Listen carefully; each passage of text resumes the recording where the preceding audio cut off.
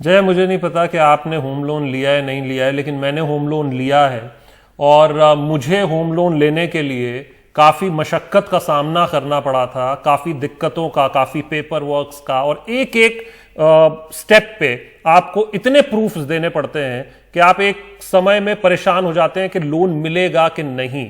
लेकिन कुछ केसेस ऐसे हैं जहां पर एक एक घर के दो दो लोन हैं, कुछ वो।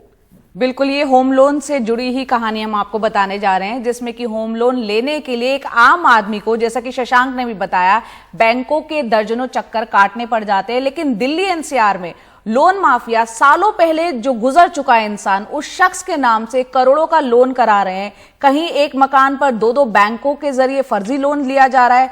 और लोन माफिया का ये जो पूरा ठगी कैसे चल रही है, हमारे सहयोगी रवीश रंजन शुक्ला की, आइए देखते हैं ये खास रिपोर्ट।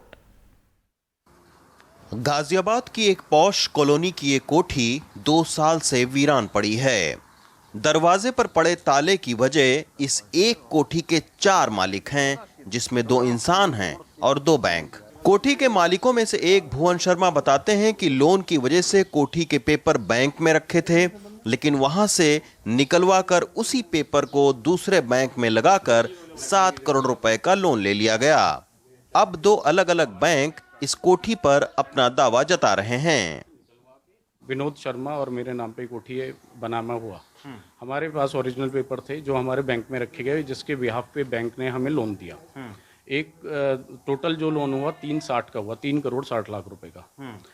उसके बाद जब हमने बैंक से अपने लिस्ट ऑफ डॉक्यूमेंट मांगे तो उसके अंदर हमें पता लगा कि हमारी जो ओरिजिनल डीड है वो है ही नहीं बैंक में। अच्छा। वो इन्होंने जो ये सुनील कुमार थे, जिनको मैंने अपने पेपर्स दिए थे, इन्होंने लक्ष्य तंवर के साथ मिलकर और वो सेंट्रल बैंक में रख के ओरिजिनल डीड पीएनबी से निकलवा के सेंट्रल बैंक में रख के 3 करोड़ रुपए की किसी फर्जी कंपनी के नाम से उस पर लिमिट करवा ली। गाजियाबाद के पॉश कॉलोनी की इस कोठी की हालत तो आप देख ही रहे हैं। अब आपको हम लेकर चलते हैं गाजियाबाद में ही बुलंदशहर रोड के ऊपर में, जहां पर 2 करोड़ रुपए की प्रॉपर्टी पर 10 करोड़ रुपए का लोन लिया गया। और ये प्रॉपर्टी गाजियाबाद की, लेकिन लोन देने वाला जो बैंक है वो आगरा का है। आइए चलते हैं।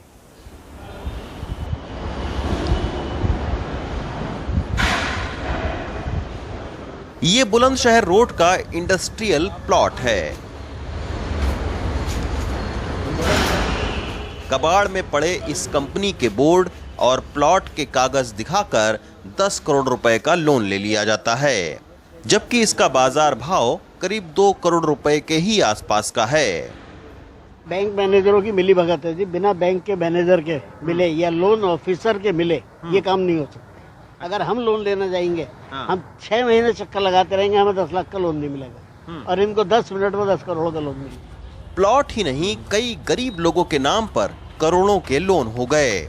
इसीलिए हमारी रिपोर्ट के तीसरे किरदार जितेंद्र हैं। तुराबनगर में कपड़े की दुकान पर काम करके 8,000 रुपए महीना कमाने वाले जितेंद्र के नाम से 1 करोड़ 30 लाख रुपए का लोन ले लिया गया। ये लोन आपका कैसे हो गया 1.5 करोड़ रुपए का, जबकि आपकी तनख्वाह ही 8-9 हजार रुपए थी?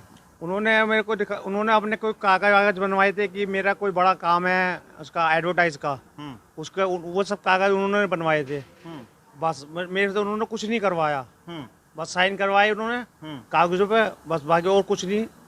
तो आपको कब पता लगा कि लोन हो गया आपके नाम से? मेरे करीब 7-8 महीने बाद घर पे, जब मेरे पे घर पे समन आए कि किस जमा नहीं हो रही, पुलिस वाले आए। फिर उसके बाद कानपुर से भी आए। मैंने कानपुर वालों को भी सारा सही से बता दिया कि मेरे साथ धोखाधड़ी हुई है ऐसे ऐसे। जितेंद्र ही नहीं, लोन के ठगी के शिकार रिटायर्ड पुलिस अधिकारी डीएस मौर्य, सुखपाल सिंह जैसे दर्जनों लोग हमें मिले। बैंक की मिलीभगत की जब हमने पड़ताल शुरू की तो हमारे हाथ एक जांच रिपोर्ट लगी, जिसमें एक बैंक के कर्मचारी ने बयान दिया कि बैंक के दूसरे लोगों के कहने पर गारंटर के तौर पर साइन कर दिया करते थे। इस जांच रिपोर्ट में अकेले गाजियाबाद में लोन के नाम पर 100 करोड़ से ज्यादा का फ्रॉड बताया गया है, और इसका मास्टरमाइंड यानी लोन माफिया लक्ष्य तंवर को बताया जा रहा है। इसके खिलाफ सीबीआई और पुलिस में 6 से ज्यादा मामले दर्ज हो चुके हैं, लेकिन फिलहाल वो गिरफ्त से बाहर है। लक्ष्य तंवर नामक व्यक्ति है, गाजियाबाद का निवासी है, जिसके बैंक कर्मियों के साथ, बैंक के ऑफिशियल्स के साथ मिलकर फ्रॉड करने के कई मामले प्रकाश में आए। ये जनता के लोगों की संपत्ति के कागजात, रजिस्ट्री वगैरह लेके और उसके बाद बैंक कर्मियों से मिलके उस पर फर्जी किस्म का लोन पास करवा लेता था। इस तरह के कई प्रकरण प्रकाश में आने के बाद यहाँ गाजियाबाद जनपद में करीब विभिन्न थानों में करीब आधे दर्जन से ज़्यादा मुकदमे इसके ऊपर पंजीकृत किए गए। कई में कार्रवाई की जा चुकी है, कई में प्रचलित है। जो लीगल एक्शन है वो लिया गया है।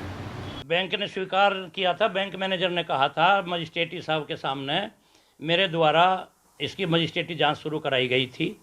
तो उसमें ये मैनेजर, जो मौजूदा मैनेजर है, उस मैनेजर ने कहा था कि कम से कम 100 करोड़ रुपए के हमारे यहाँ से घोटाले, फर्जीवाड़े हुए हैं और उसी के तहत इनका भी फर्जीवाड़ा है।